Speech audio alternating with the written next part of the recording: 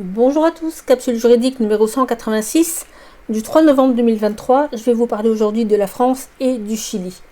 En France, tout d'abord, le docteur Denis Agré, qui se bat depuis plus d'un an, vient d'obtenir une décision favorable du Conseil national de l'ordre des médecins.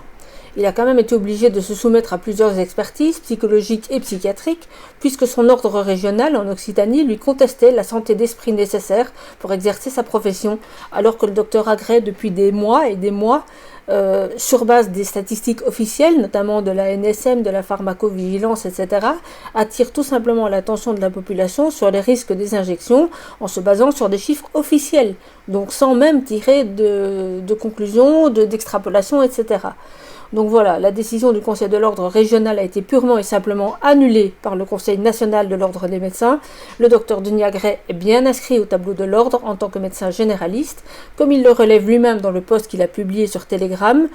Je cite: « Tous mes propos sur les vaccins Covid reposent sur mes compétences et ma clairvoyance. Il y a encore de la prévention à faire sur les myocardites, et en particulier chez les jeunes de 15 à 35 ans. Courage et persévérance. » Fin de citation.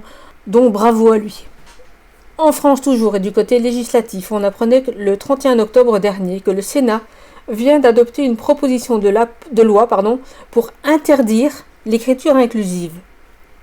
Alors si on en croit le site de BFM TV vers lequel le lien de cette info m'a renvoyé, et c'est pas un site que je fréquente très souvent, ceci suivrait un discours d'Emmanuel Macron affirmant qu'il fallait protéger le français.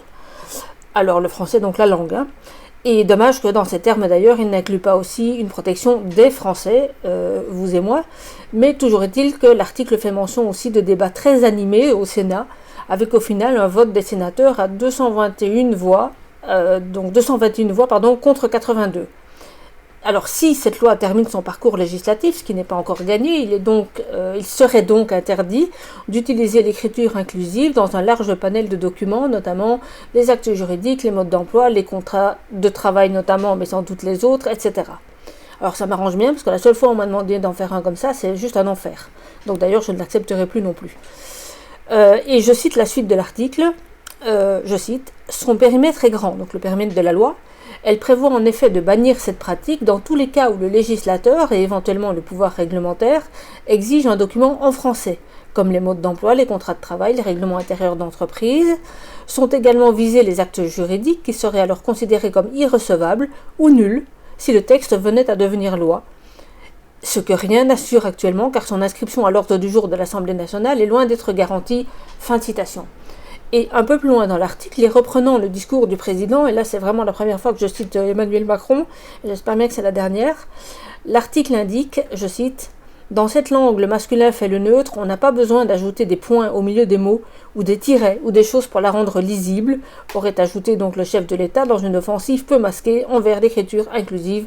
Fin de citation, et ceci contraste un peu quand même avec un autre article qui avait été publié sur le site de CNews en 2021, j'en mets le lien aussi sous ma capsule, et selon lequel cette même écriture inclusive avait été encouragée, entre guillemets, à Sciences Po au cours d'un examen. À cette époque-là, des points étaient même ajoutés aux étudiants qui s'en servaient, comme le précise un autre article publié cette fois dans le Figaro au même moment. Tous les liens sont sous ma capsule. Alors même si j'ai du mal à croire, vu l'ensemble de ce que nous traversons, que cette idée d'interdiction vienne réellement du président lui-même, je me réjouis au moins de la démarche, du vote déjà enregistré et affaire à suivre. Mais la loi, comme je vous le disais, est encore loin d'être promulguée, son parcours n'est pas terminé.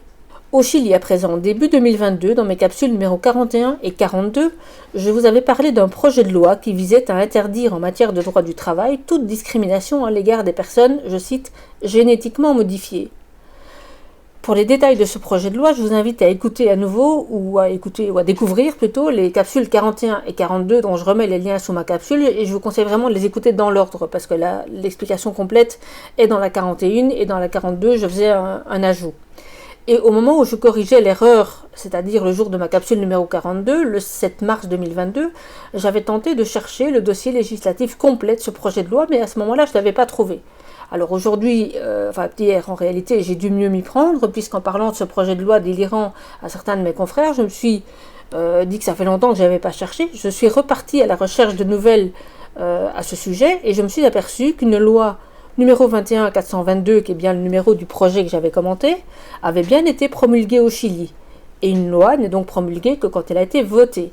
Donc j'ai examiné cette loi en détail, elle est très courte, c'est pas compliqué, et telle que votée, apparemment, sans modification. Le titre de la loi est, je cite, « Loi interdisant la discrimination au travail en cas de mutation ou d'altération du matériel génétique ou d'examen génétique ». Fin de citation. Donc elle a bien été publiée au journal officiel. Elle semble dater du jour de la proposition de loi, début février, donc peut-être qu'il procède autrement au Chili, je ne sais pas trop, peut-être qu'il donne à la loi la date du projet de départ, c'est assez obscur, mais toujours est-il que manifestement la loi est promulguée, donc elle existe. Et le parcours législatif de cette loi, de ce projet de loi au départ, est terminé. Et la loi a donc pour but d'interdire toute discrimination à l'encontre des personnes présentant une mutation ou une altération du patrimoine génétique. Et au lieu d'en répéter le contenu, parce que je vais pas vous refaire la capsule numéro 41, je vais plutôt vous lire un extrait d'un livre de Lucien Cerise. Alors c'est assez court, vous allez voir, mais c'est clair, net et précis. Je cite.